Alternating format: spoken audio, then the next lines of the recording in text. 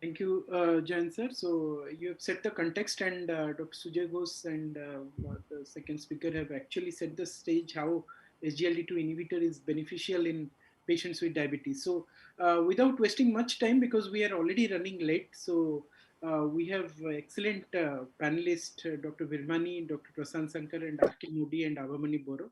So coming to Dr. Virmani, sir. And the host, unmute my video. I'm not able to start my video. Hey. The organizers, please. Harshit has put the video in the off mode. Harshit, allow Dr. Virmani just a minute, sir. Just a minute. Yeah, just a minute, yeah, yes. That's good enough. Yeah. That's good enough. That is visible now. Yeah. Boss is disturbed now. My video is also off, sir. Okay, Dr. Modi. Dr. Modi's video has to be on. Harshit. Yeah, you just every session, all the faculty you make post. Yes, sir. Yes, sir. Them post. Yeah. We allow for the videos. Yes, sir. Yeah. Yes, now it is all right. Thank you. So, coming to the first question to one and all, Virmani sir. Sir, few of the guidelines like ESC have actually placed SGLT2 over metformin. So, how do you think the future is going to be? Do you think that SGLT2 will replace metformin as the first line of therapy? What's your opinion on that? Okay, before I go to my opinion, let's analyze these two molecules.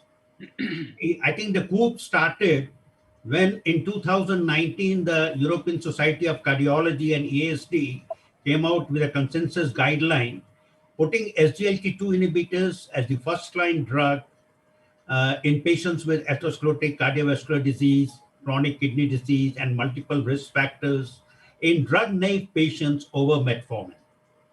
Now, in ADA 2020 updated guidelines still endorse metformin as a first-line drug along with lifestyle modification. Now, if you look at this molecule, metformin, it has been with us for the last 60 years.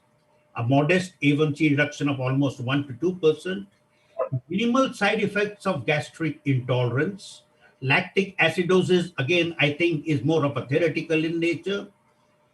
Look at the pleiotropic effects of metformin: anti-inflammatory, anti-thrombotic, anti-aging, anti-cancer. And even during the COVID times, we have seen that those on metformin had a much lower mortality as compared to those without metformin. So it has really shown excellent pleiotropic effects. The only problem with metformin was that it did not undergo a dedicated cardiovascular outcome trial. Whatever data we have with metformin from the UKPDS in 600 odd patients. Now, but it has remained in the throne for quite a long time. SGLT2 inhibitors, if we look, they are with us for the last 5 years. But in 5 years, with the number of trials that have been published, the plethora of evidence showing its superb cardiorenal protection has really put it as a very strong contender for the throne as the first-line drug. Now, it has also got a modest glucose-lowering effect, but it has got multiple side effects, and one has to be very judicious in using this drug. Now, the question is, will it replace metformin tomorrow? I think the way things are going, most likely I will not be surprised if it does replace metformin as the first-line drug along with lifestyle modification. But having said that, my personal opinion is that today, in the era of evidence-based medicine, when we are talking about early, aggressive, proactive treatment of diabetes, when we are talking about early combination therapy, why these two drugs cannot coexist together in the same throne? In the corporate parlance, I can say that SGLT2 inhibitors can be promoted as a joint MD or a co-chairman, and both of them can coexist, and we can start both of these drugs together along with lifestyle modification to give the best benefit to our patients. Over to you. Very, very nicely told, sir. And you have summarized it nicely. And definitely metformin is going to stay as the first line, but why not to add an SGLT2 inhibitor? And future is not far when we'll see that both the drugs coming together as the first line. Thank you, sir.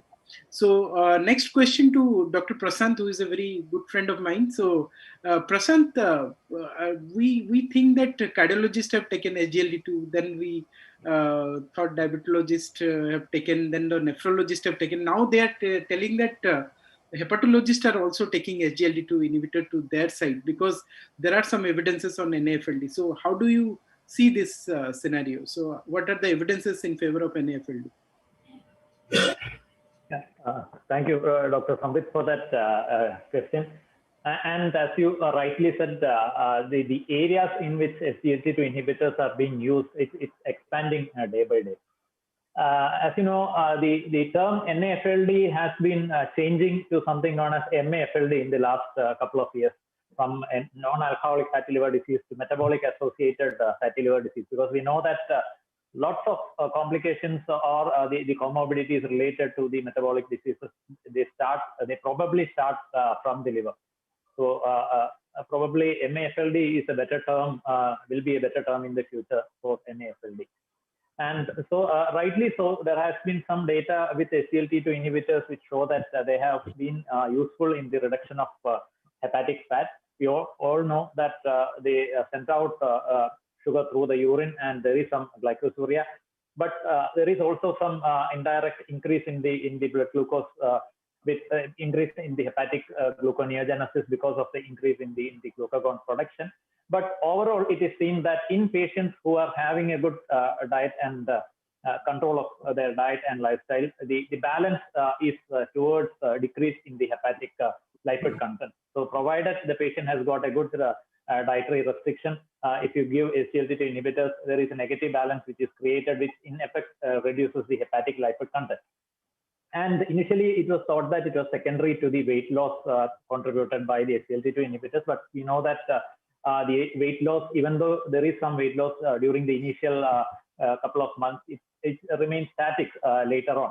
So it is seen that the reduction in the hepatic fat is something which is above the weight loss which is being provided by the drug. And it is also sustained. Unlike the weight loss, it is also sustained. And there are also some smaller studies, both human and animal models, which have shown that there is some decrease in the inflammatory markers, the hepatic injury markers like TNF alpha, the interleukin 6. All these things have come down with the use of SGLT2 inhibitors. There have been trials with the SGLT2 inhibitors which are not yet in the market. Drugs like epagliflozin have been tried. They have been compared with pioglitazone, and it has shown that epagliflozin is equal. The reduction in the hepatic steatosis with epagliflozin is equal to that of pioglitazone. Along with that, there was reduction in the total body weight, whereas pioglitazone increased the total body weight. And there is one randomized control trial which is going on with another gliflozin known as lycogliflozin, again, which has shown impressive results. We have at least a dozen of trials with the existing gliflozins which are there in the market. And there is one trial known as the DEAN study, which is going on with dapagliflozin.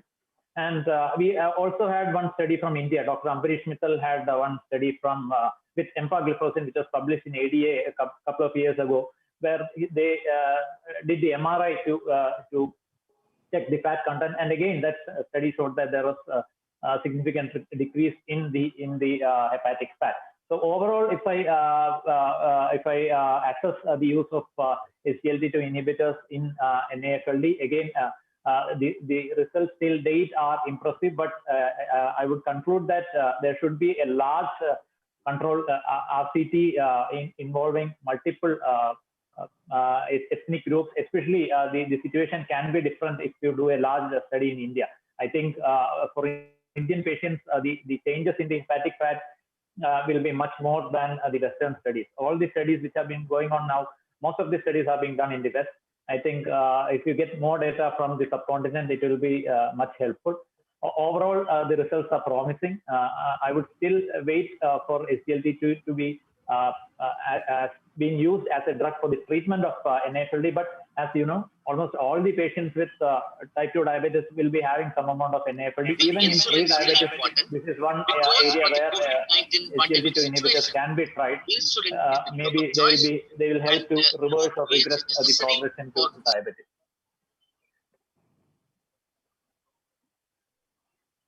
Sorry. Thank you, Dr. Prasanth. That was crisp and to the point.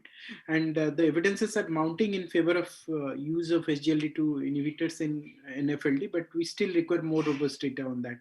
So coming to the next question to R.K. Modi, sir. So, sir, do you think SGLT2 inhibitor can play an important role in reversal of diabetes in future? Because we have seen in DAPA-HF that the transition from pre-diabetes to diabetes has become slowed or halted actually. So what's your opinion on that? Thanks, Dr. Das. In fact, reversal of diabetes means long-term improvement in the insulin sensitivity, reduction in glycosylated hemoglobin, less than 6%, without use of any medication. So technically speaking, there is no reversal. But from the other side, from the practical point of view, what is there that a good diabetes control needs a good diet control and weight reduction or reduction in adiposity or reduction in obesity. So ultimately we have come at a point of weight reduction that is probably the most important thing. We know diabetes is increasing globally. Why? The obesity is increasing. So as much as obesity, that much of insulin resistance, and that is the result of the increased number of type 2 diabetes. And this weight reduction, since it is most important culprit, this we can achieve by, of course, exercise, but some drugs are there that can cause reduction in weight. And for this obesity reduction or weight reduction, we have metabolic surgery also, bariatric surgery. But these, and it has also seen that even after losing a good amount of weight after bariatric surgery, diabetes has been reversed for some time, but it came back in a span of 15 years. Reasons are many.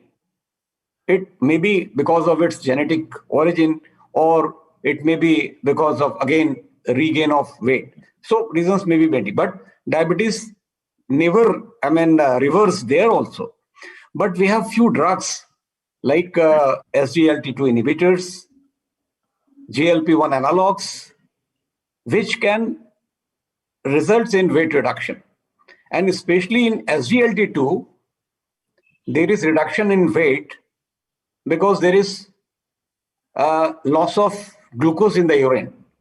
So this urine is not, this glucose is nothing but this is loss of calorie. And it is seen that with this group of drug, SGLT2 group of drugs, there is reduction of 2.5 to 3 kg body weight in a span of say 3 months or 12 weeks. But this may not be sustained. If it has been used with this analogs, GLP-1 analog, then there is sustainability of weight reduction for quite long time.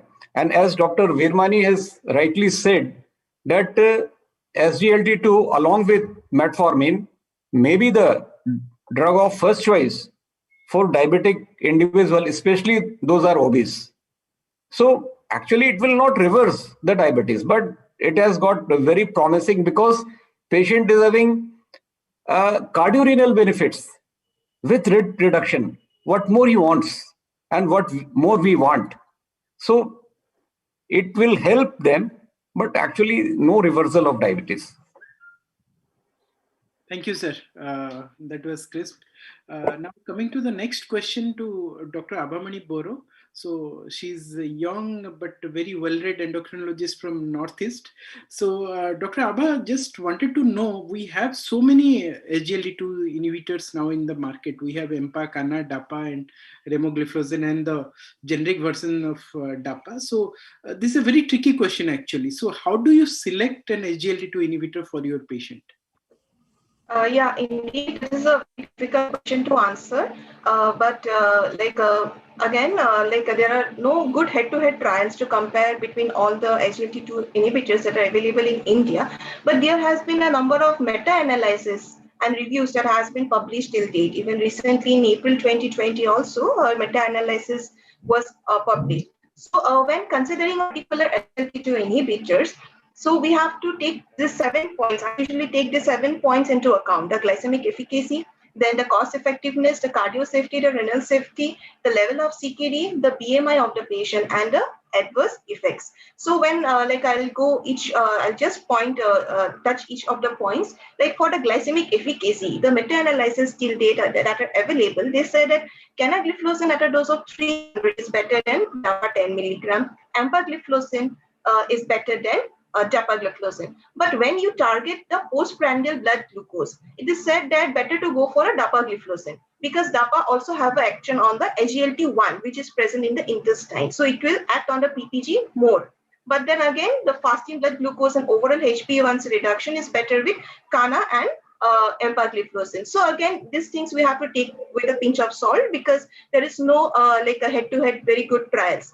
Secondly, cost effectiveness is very important. We know that with the reduction of the price of dapagliflozin as compared to Cana and Empa, it is very cost effective. It is almost 50% reduced. It will reduce the cost of the drug. Secondly is the cardio safety. We have very good trials. The EMPA-REG trial has clearly said that empagliflozin is superior to any placebo.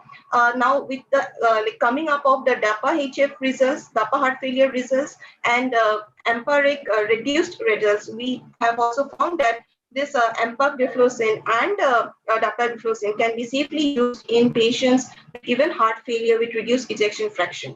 Considering the renal safety, if the patient is having CKD as well, so with the trials like EMPA-REG renal trials, the Credence trial, and DAPA CKD trial, these 3 molecules can be used even up to a eGFR of less than 30.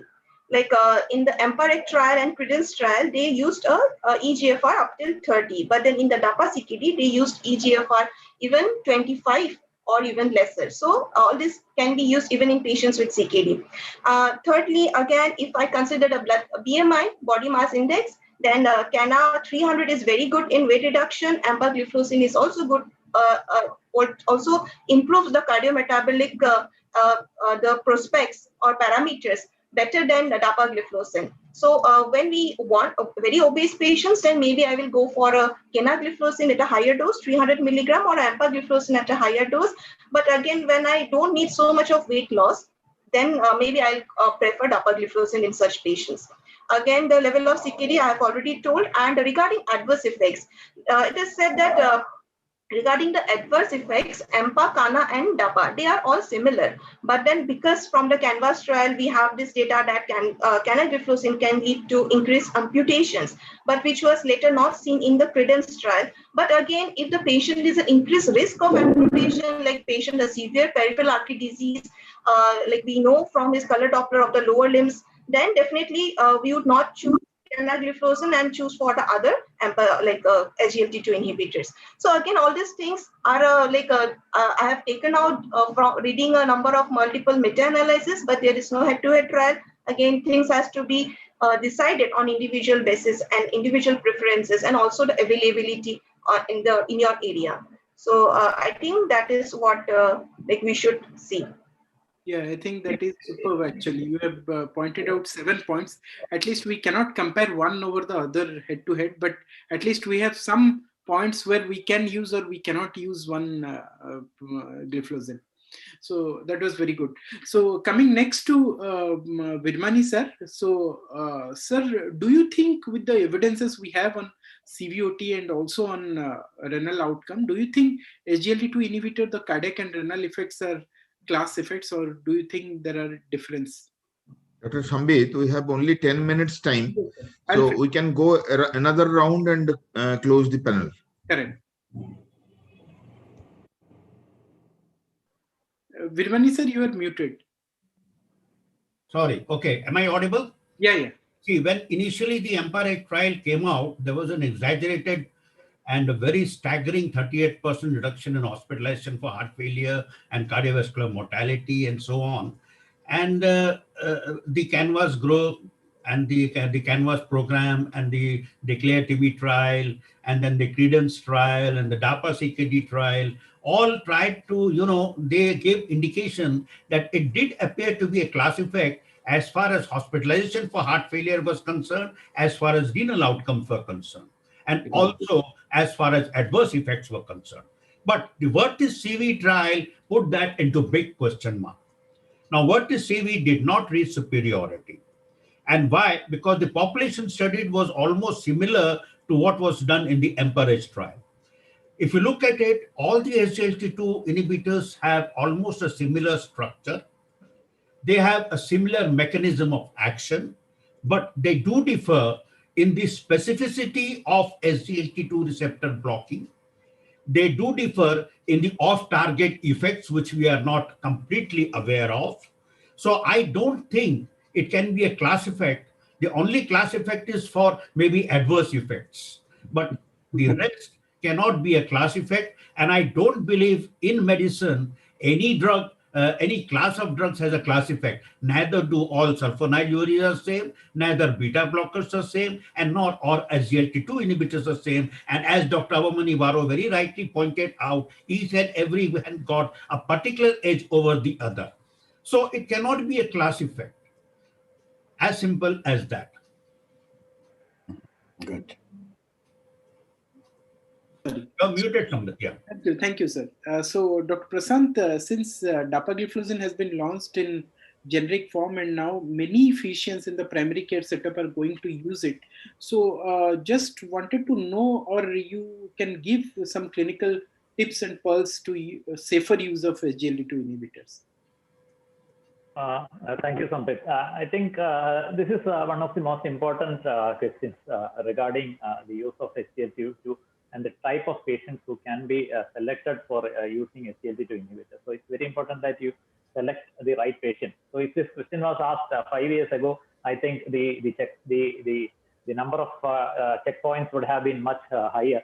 But now, as the evidence has mounted, as we know, as we have more data regarding the safety, I think I have just narrowed down the checklist to some important points. So again, you have to ask the patient regarding the history of recurrent genital tract infections or UTI or stones or obstruction, any structural disease related to the kidney. There are patients who have uncontrolled diabetes, but they are still there is no history of genital tract infections. So in such patients, SGLT2 can be given. But there are patients who present with a history of recurrent GTI as the first symptom of diabetes. So in such patients, it may not be a wise option to start on an SGLT2 inhibitor. So that's one important thing. The second thing, at least during the initial periods, at least during the initial 3 to 4 months, the patient should be on follow-up. The patient should come for follow-up, especially during this COVID period. We have a lot of patients who are coming in, who are staying at a distant place.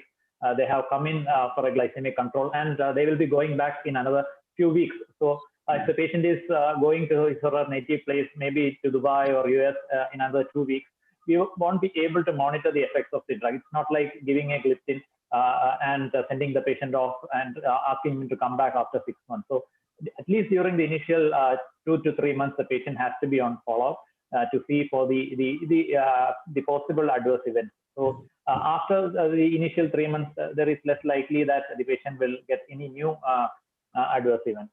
And again, you have to see, you have to be cautious while prescribing it into very lean patients with diabetes, especially with long-standing diabetes, those insulinopenic type of patients with who are on good dose of insulin and where the OADs may not be working that well. Probably they have a low beta cell reserve, and there could be some amount of autoimmune diabetes also, which might be there. So in such patients, you should be cautious. They might, ketosis might be precipitated in such patients. And again, you have to be cautious regarding the GFR. You can be mistaken if you go by the creatine levels, especially in females. You have to calculate the GFR. And And elderly patients. Elderly means it doesn't mean the chronological age of the patient. I would really look at the functional status of the patient. If at 80 years, if the patient is having a good functional status, otherwise stable, his GFR is good, I don't think there is any contraindication to use of SGLT2 inhibitors. But at 65 years, if the patient is frail, having multiple comorbidities, at risk of falls and fractures, I would avoid the use of SGLT2 inhibitors. Same applies to as has been spoken previously by Dr. Abhamoni, any signs of vascular insufficiency. It need not be canagliflozin alone. I would restrict my use. Any gliflozin would be restricted if the patient has got any evidence of peripheral vascular disease. Not only that, most of them will be having some amount of renal vascular disease also. So there are chances that the AKI can be precipitated. And very important, always tell the patients that you have been put on a drug which sends out sugar through the urine, and it's very important to maintain good genital hygiene. Most of the Indian patients have good genital hygiene compared to the Western patients, and the GTI, the prevalence is much less compared to the Western patients. And also inform them that this, when you test your urine for sugar, definitely it will be positive. So some people get frightened by the lab reports, the urine reports, that urine sugar is showing 3+, but my blood sugar is normal. So that has to be informed to the patient. And reinforce genital hygiene at every visit. Adequate hydration is must. It need not be over hydration. You have to ensure adequate hydration. And also inform regarding the times of stress, like going for a surgery or any fever or any acute illness. You have to consult your doctor regarding the modification of the doses. And very important is that you tell the other clinician. The patient might be going to a gynecologist or a surgeon or to the emergency department with an SGLT2 inhibitor. They may not be knowing that there is such a drug which can complicate an acute illness. So the patient should be taught that they should inform the other clinicians that they are on a particular drug. And always be cautious while using NSAIDs and nephrotoxic drugs. And based on the initial GFR, you have to calculate, you have to monitor the patient's GFR based on the guidelines. And while using with sulfonylureas and insulin, initially you may have to reduce the dose of sulfonylureas and insulin. And along with that, if the patient is on diuretics, you might have to reduce the dose of especially the loop diuretics.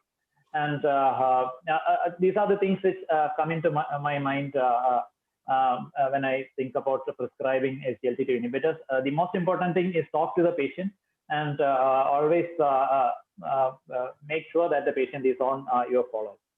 Thank you. Thank you, Prasanth. You have covered almost everything, and we must know the contraindication of SGLT2 inhibitors first before knowing the indications. So we have another just 5 minutes left and 2 important questions. First to Modi sir. So just 2 days back, we have some good publications on sotagliflozin. One is Soloist and SCORED. So can you just highlight it to the audience? Yes. Thank you, Dr. Das. In fact, you want me to explain the role of SGLT2 inhibitor as a co-friendly oral drug in the management of type 1 diabetes, isn't it? Yeah. So, in fact, the hallmark of type 1 diabetes is absent or near absent of beta cell. So, insulin is essential. So, what we will speak and explain, insulin will go side by side. Insulin will be there. But there are studies where when you use SGLT2 inhibitor along with insulin, the results are better. I mean, in terms of glycemic control, SB1AC reduction, weight reduction, and this has been already mentioned in the standard of medical care in ADA book in 2020. But what you told that recently a new study has come with a new SGLT2 inhibitor,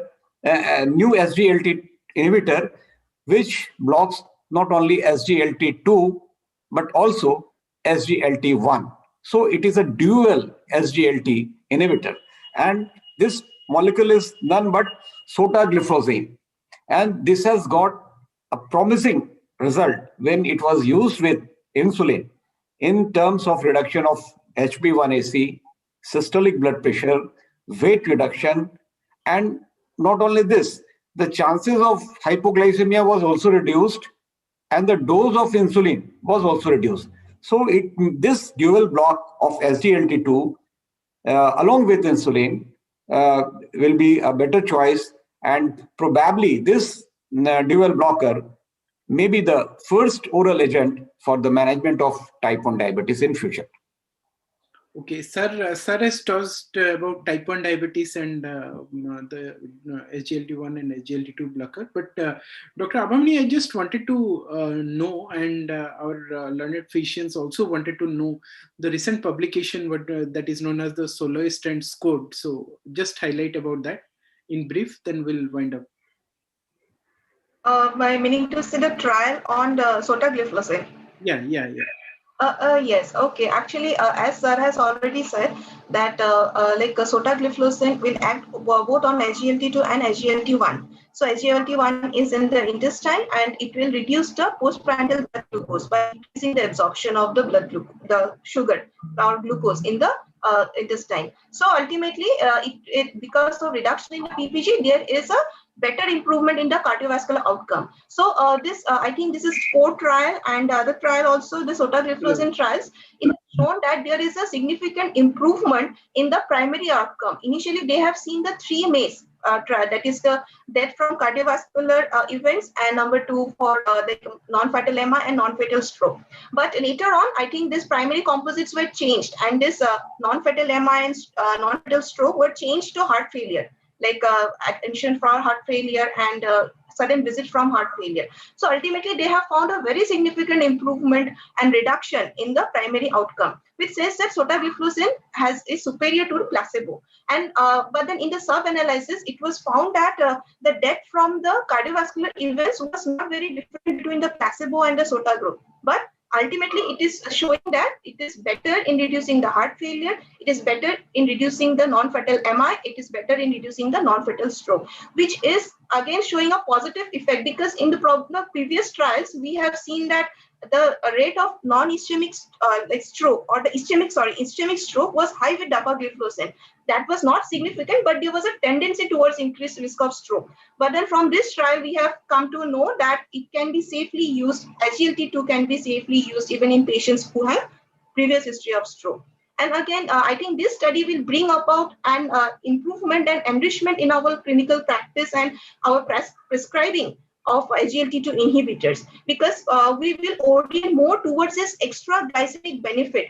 We will prescribe SGLT2 inhibitors for its extra glycemic benefit along with its glycemic benefit. So I think SGLT2 inhibitors, I would just like to conclude my talk by saying that SGLT2 inhibitors should be started in patients with heart failure when they get admitted, at the time of discharge, when they are stabilized at the time of discharge, or just after discharge they come for follow-up to you.